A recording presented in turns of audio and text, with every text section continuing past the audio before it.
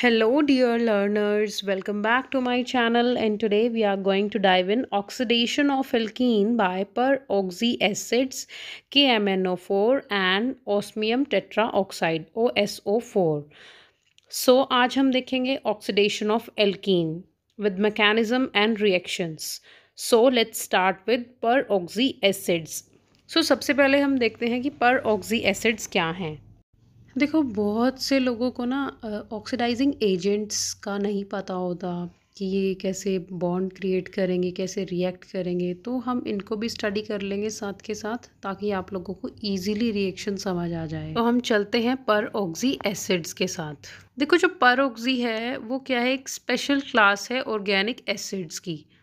देखो हमारे पास जो कार्बोक्सिलिक एसिड ग्रुप है वो है हमारे पास COOH। ठीक है, हमने क्या किया, जो कार्बोक्सिलिक एसिड ग्रुप का OH है वो हमने रिप्लेस कर दिया किसके साथ, पर ऑक्साइड के साथ, OOH लगा दिया हमने वहाँ पे।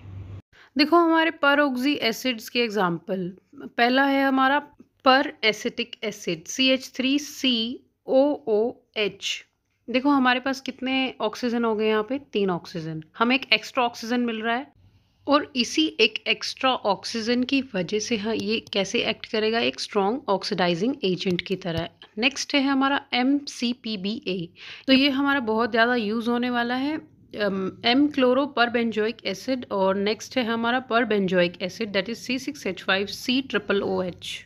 देखो ये बात तो क्लियर हो गई, जो कार्बोक्सिलिक एसिड का OH ग्रुप है वो हमने रिप्लेस कर दिया किसके साथ, OOH के साथ। और जो ये एक्स्ट्रा ऑक्सीजन हमें मिल रहा है वो as a strong oxidising agent बना रहा है उसको। ठीक है, तो ये चीज़ मैंने थ्योरी में लिख दी है आप लोगों को ताकि क्लियर हो जाए। सो अगर पावरफुल ऑक्सीडाइजिंग एजेंट है, क्योंकि ऑक्सीजन ऑक्सीजन जो बॉन्ड है वो वीक है, तो लेट्स सी इसका कॉमनली यूज़ कहाँ पे होता है, इपोक्साइडेशन ऑफ एल्कीन के अंदर और बायर्स विलेजेस ऑक्सीडेशन के अंदर हम यूज़ करते हैं इसको। उसके अंदर क्या करते हैं, ऑक्सीडेशन ऑफ कीटोन करते हैं हम इन प्रेजेंस ऑफ परऑक्सी एसिड, और वो किस में कन्वर्ट हो जाता है, एस्टर में।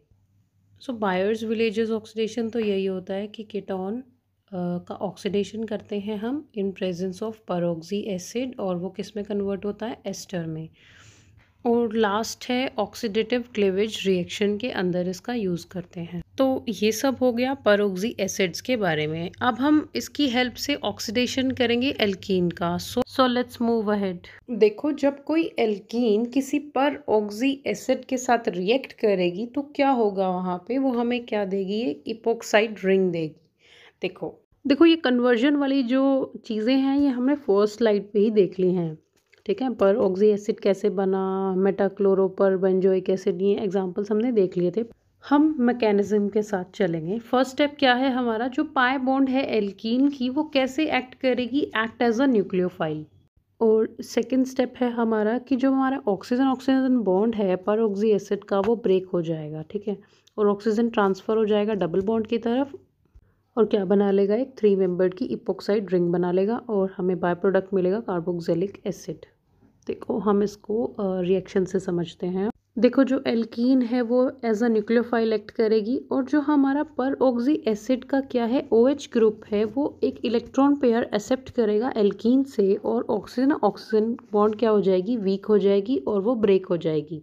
ठीक है, और वो मूव करेगी किसकी तरफ, एल्कीन की तरफ, और वो क्या बना लेगी, एक 3 मेंबर्ड रिंग बना लेगी, और हमें बाय प्रोडक्ट क्या मिलेगा, कार्बोक्सिलिक एसिड। आई होप आप लोगों को समझ आया होगा। और अब हम चलते हैं एग्जाम्पल्स के साथ।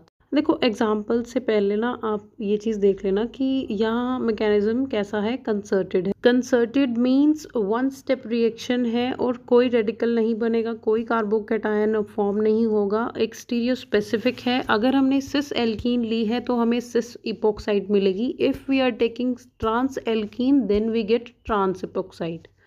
देखो हमने लिया है इथाइलीन और ली है हमने परएसिटिक एसिड की प्रेजेंस में, हम उसको ट्रीट कराएंगे। हाँ, तो जो हमारी एल्कीन है वो एज अ न्यूक्लियोफाइल एक्ट करेगी, और जो ऑक्सीजन है वो ऑक्सीजन ऑक्सीजन बॉन्ड ब्रेक हो जाएगी और वो जाके एल्कीन से जुड़ जाएगी और 3 मेंबर की रिंग बना लेगी जो कि है इथाइलीन ऑक्साइड, और हमें साइड प्रोडक्ट क्या मिलेगा, एसिटिक एसिड।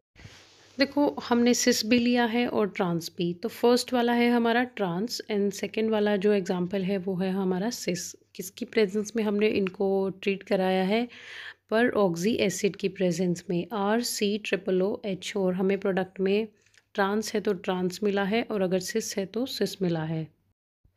अब है हमारा hydroxylation of alkene by potassium permanganate KMnO4 के साथ हम ट्रीटमेंट कराएंगे। देखो, हाइड्रोक्साइलेशन का मतलब होता है कि OH ग्रुप ऐड करना डबल बॉन्ड के अक्रॉस। देखो, कभी भी कोई एल्कीन अगर हम ट्रीट कराएं डाइल्यूट कोल्ड एल्कलाइन KMnO4 की प्रेजेंस में, तो हमें क्या मिलेगा, एक सिन एडिशन मिलेगा। 2 OH ग्रुप अटैच हो जाएंगे उस एल्कीन के साथ, तो हमें क्या मिलेगी, विसिनल डायोल मिलेगा, जिसको हम क्या बोलते हैं, ग्लाइकोल भी बोलते हैं। एग्जाम्पल्स के साथ चलते हैं।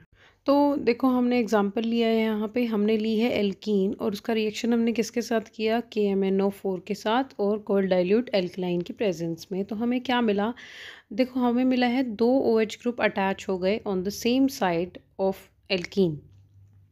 ठीक है, तो यहाँ पे हमने क्या देखा, addition of OH group on both side. अब हम मैकेनिज्म देखते हैं। जो हमारी डबल बॉन्ड है, पाई बॉन्ड, वो अटैक करेगी किसके साथ, जो परमैंगनेट का Mn डबल बॉन्ड ऑक्सीजन है उसके ऊपर। देखो, एक साइक्लिक एस्टर फॉर्म हो जाएगा वहाँ पे, और अगर हम उस एस्टर का हाइड्रोलिसिस करते हैं तो हमें क्या मिलेगी, सिस डायोल मिलेगी।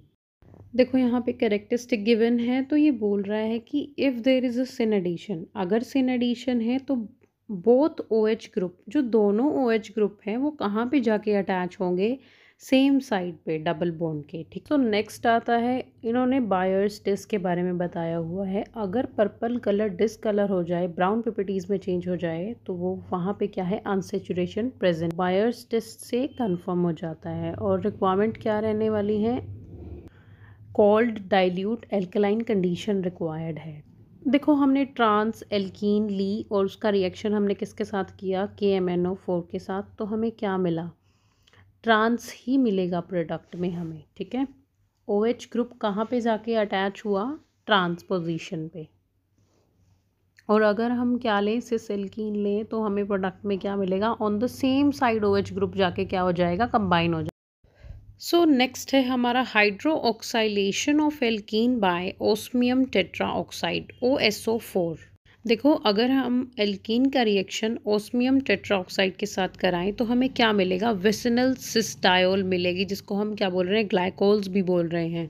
देखो, नीचे एग्जाम्पल दिया हुआ है, हमने ली एल्कीन ली और हमने ओस्मियम टेट्राऑक्साइड के साथ उसका ट्रीटमेंट किया, और हमें रिएक्टेंट में क्या मिला, ऑन सेम साइड दोनों OH ग्रुप क्या हो गए, अटैच हो गए, और OSO3 बाहर निकल गया। तो मैकेनिज्म देखते हैं हम इसका स्टेप वाइज। देखो, स्टेप वाइज चलते हैं हम। हमारे पास एल्कीन है, उसके पास क्या है, पाई बॉन्ड है, वो रिएक्ट करेगी किसके साथ, OSO4 के साथ, और एक साइक्लिक ओस्मेट एस्टर बना लेगी, 5 मेंबर्ड रिंग बना लेगी वो एक। ठीक है, देखो एस्टर हो जाएगा हाइड्रोलाइज्ड। देखो, हाइड्रोलाइज्ड किससे कराएंगे हम, ऑक्सीडेंट है एक, या तो हम H2O2 यूज़ करेंगे या हम यूज़ करेंगे N methyl morpholine N oxide NMO। ये क्या करेगा, ये OSO4 को रीजेनरेट करेगा और हमें देगा सिस diol.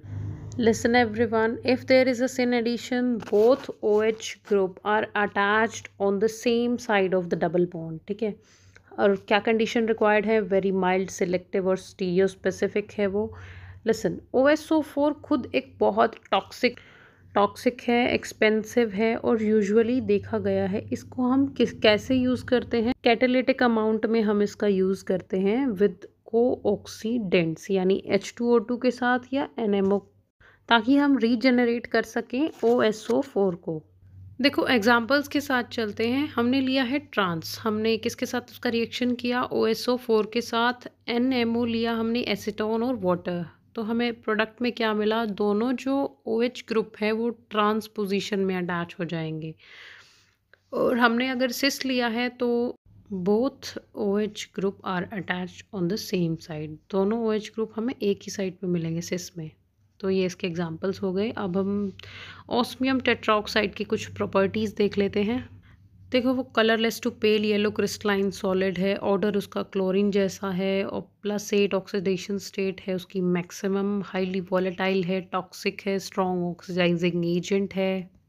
So this is all about today's video. If you like this video, then hit the like button, share and subscribe to my channel, and thank you so much.